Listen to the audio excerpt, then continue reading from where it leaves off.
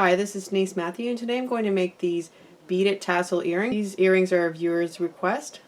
So if anybody has any ideas in the future, please feel free to send me a picture and I'll see what I can do. For these earrings, I used a silk thread. I used a black. You could use something that's a little bit lighter, something that's going to match the beads a little bit better so you can't see it at all. I didn't really mind the look of it, but if you wanted something that's going to be much less noticeable, then you could use something like, I don't know, silver or white or something like that. That's going to match a little bit better, or an illusion string would be sufficient too.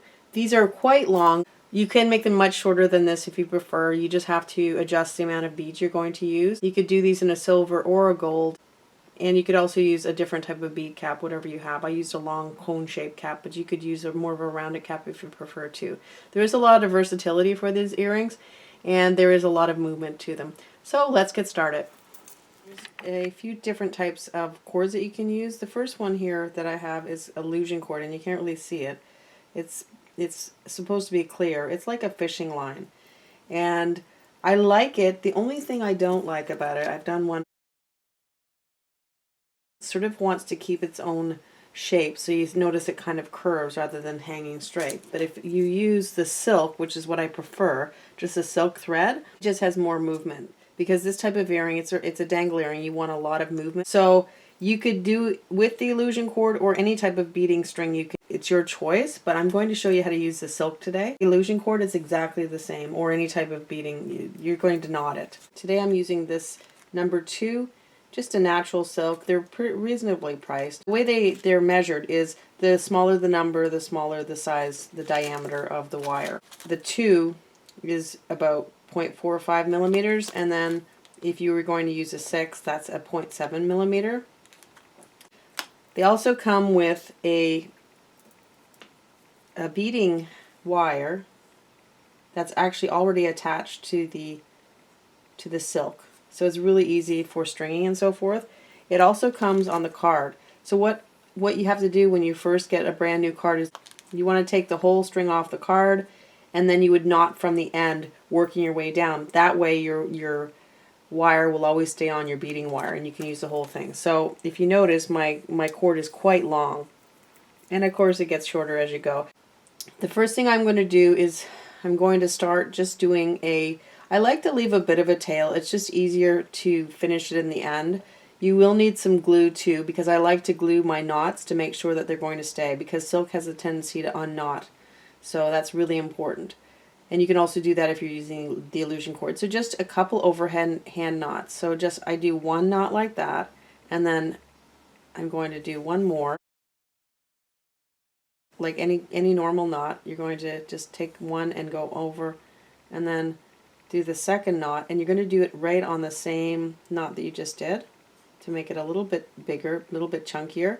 And I do 3 just to make sure the beads stay on.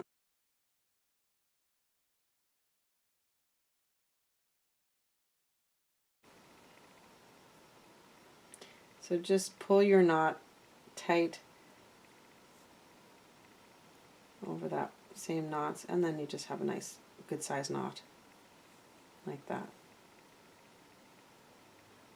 The pattern I came up with based on the picture was to use 7 silver. You're going to have to count too, because if you can do it all one color if you prefer, but if you want to do a pattern, generally beads are always going to be the same. So you have the silver, the black, and then what's going to change to make the different lengths of the cords is this turquoise color. So you're going to use less turquoise beads as you go. What I noticed that they did was they did a reduction by 6 and then 4 and then 6 and then 4. And I'll show you how that works. So just string on 7 beads, or as many as you're going to use. I'm just going to do my pattern of what I did, and of course please feel free to change it as much as you like, because it's your design. This pattern makes earrings that are quite long. They're about 5 inches from the top of the hook to the bottommost bead. So again, if you want to adjust that, just adjust the pattern accordingly. If you keep to the same pattern, then you'll be able to get the cascading effect that I have with these. I'm just going to do 7 beads on, and these are just a silver. These are a 2 millimeter silver plated bead. You could use seed beads or gemstone beads or whatever kind of beads you want. The only thing you have to think about is what will fit on the stringy material you're using. So I have 7 beads on so far. Now I'm going to go with the black, and it's 9.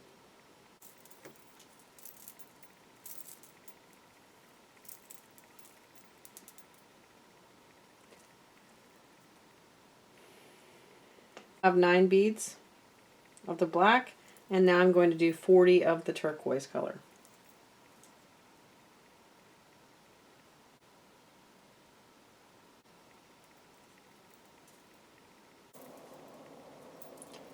So now I have 40 of the turquoise on, and now what I want to do is I'm just going to do an overhand knot, and what I'm doing is just wrapping it around my finger, the string, and then just pull the string right through the loop, just a regular type of knot. So you're going to do something like this, pull that right through, and hold the knot so it doesn't close, because I don't want to close it up. Okay, so this is what I would have, just a regular knot. And just make it loose like that, and then just cut it off so that you would have your knot ready to go, and it will keep your beads on. So just keep that to the side. So this is what it would look like. If you can, try and keep your knot as close to the top of the beads as possible. So now that that's done, you're going to do the exact same thing. You're going to knot the end of your silk, and I'll do one more just to show you, and then I will finish it off and then come back and put the earrings together. So I'm just doing one knot and then another one that goes right over that same one, just like I did before, and then one more that goes right over. So it's just a standard knot like this. Okay, and just right on top of that other knot. And then you would have your knot to start out with. Back to the other end, and there's your wire, your beading wire that you're using, and then back to the 7, 9, and then instead of doing 40, I'm going to do 34. And then the next time, I'm going to do 7, 9, and 30. I'll put all the numbers there so that you can see how it reduces, and you can adjust them according to the length of earrings you want to make. It's good because you'll be able to gauge how many beads you want when you're following a pattern.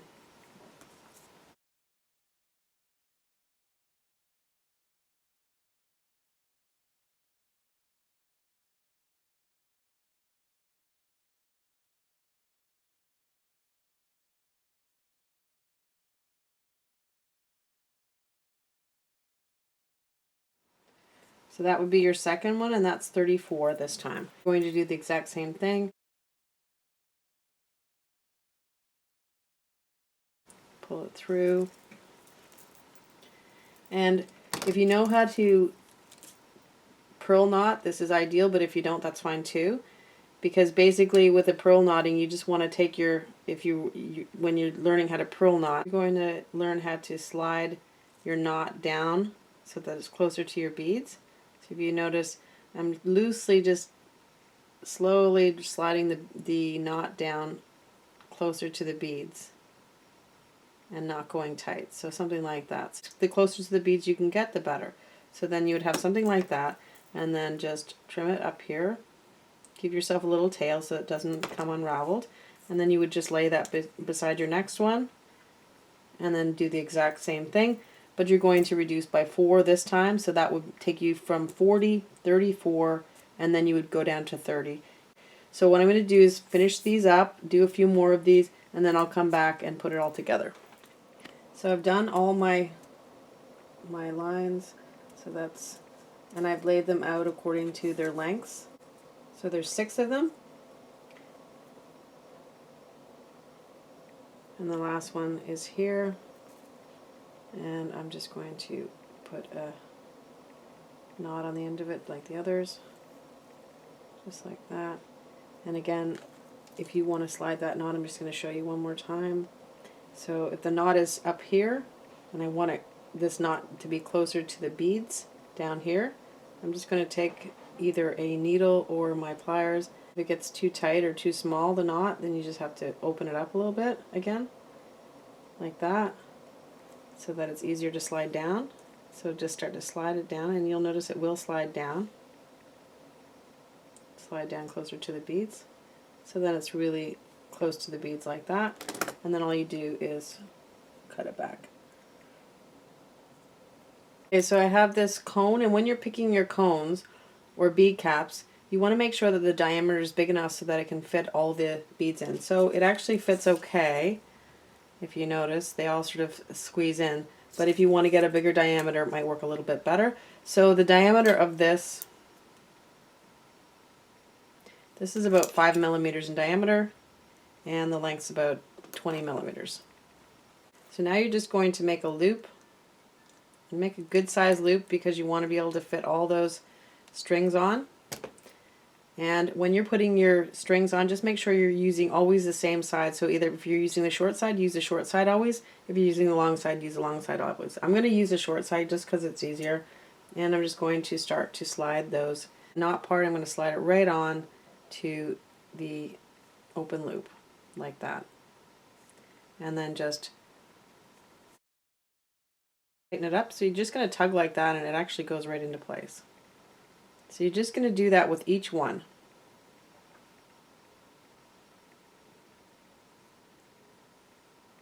So now I have one, and then the next longest one. Again, the same side. Slide it right onto your loop, and then just pull it taut.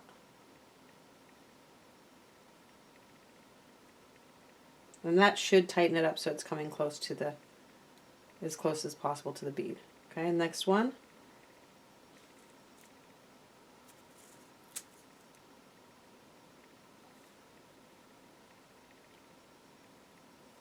And I'll put the next one on.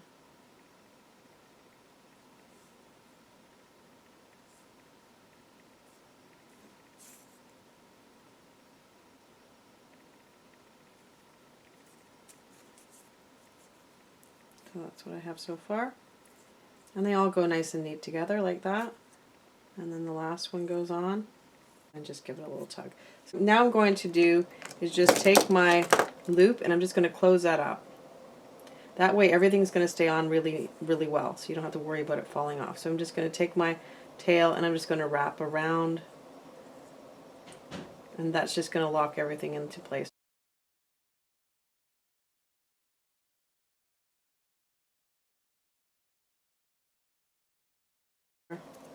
Just trim back that excess wire, tuck. And then all these strings that you have here, just take them all together.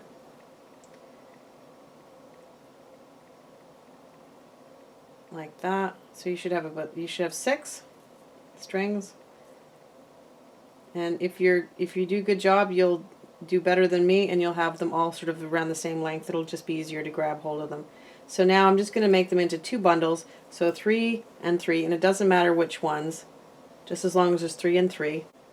And then I'm just going to take the 2 bundles, and I'm just going to just do a knot between the 2, and that's just going to hold everything in place a little bit more.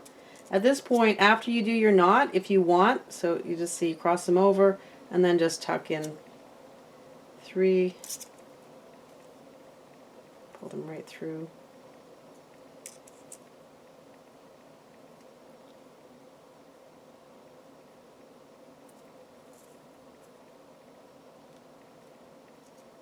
You could do a couple of knots if you want. It's your choice. But you want to keep this really nice and secure, because if not, then your earrings will fall apart, and that's not really what you want after you've put all this work into it. So there you go. You have 2 knots up top like that. Now what I suggest is take a bit of bead glue. This is a bead fix. You could use that, or there's also the I think it's also the GS cement. You could use that as well. Drop it on. Make sure that it's nice and dry before. I'm not going to do it right now because it takes some time to dry, but drop a bit of glue on that knot to secure it. Then once it's dry, then you're going to come back with scissors, and you're just going to trim back all those, those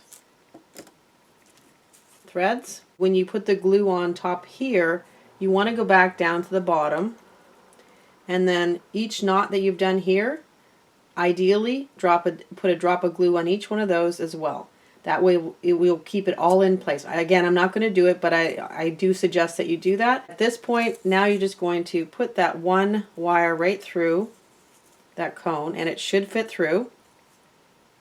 Okay, and the beads will sort of mold in, and you just kind of give it a good tug, and they should start to slide in like that. And that's why it's important to have the diameter that's a good diameter, so that everything will fit in nicely. Because if it doesn't fit in after you've done all the work, you're going to be disappointed. So at this point, you've got it on the cone, and you just need to do a wrapped loop. And I did a little bit longer of a loop on the other side, so I'm just going to do the same. So you just do a regular loop like that, and then just start to wrap it in. Just wrap it around, wrap the tail around like that, and then just trim it back.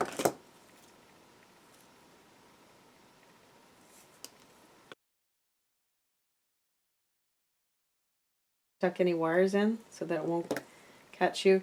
And then down here, I'm assuming that you've already glued everything here, and so now you can, there's two ways to do this.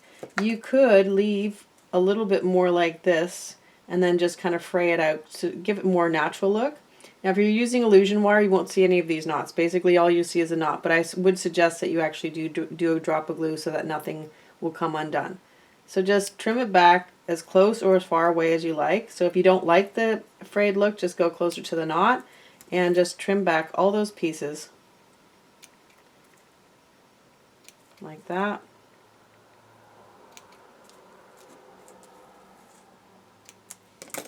And then you would have your earrings. And then the last thing you want to do is just put on an ear wire. Just open up the ear wire.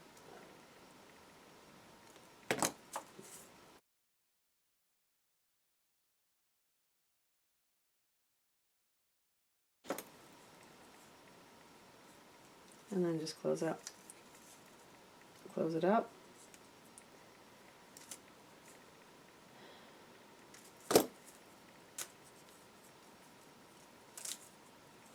And then you would have your completed earrings. So this concludes the tutorial. I hope you liked it. If you did, please like, share, subscribe, and comment. We'll see you next time. Thanks for coming. Bye for now.